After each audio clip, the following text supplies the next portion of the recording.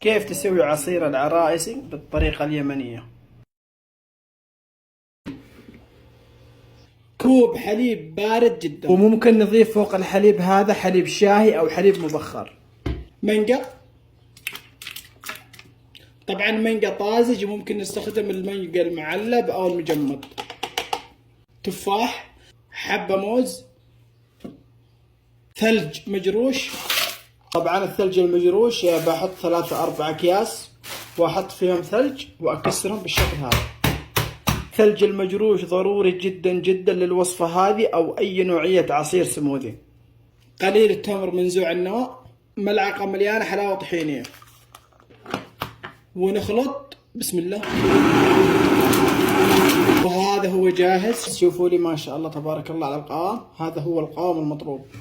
قليل لوز، أطحنهم تمام بهذا الشكل.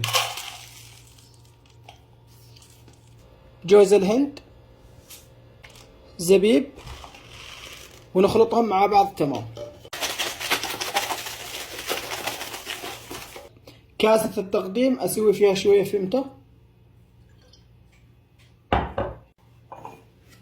أسكب العصير بسم الله. أضيف اللوز والزبيب وجوز الهند بالشكل هذا، تفاح مقطع، وممكن نضيف أي فواكه موجودة عندنا أو نفضلها، وأضيف العسل، وممكن نخليه سادة بالشكل هذا. ما شاء الله تبارك الله.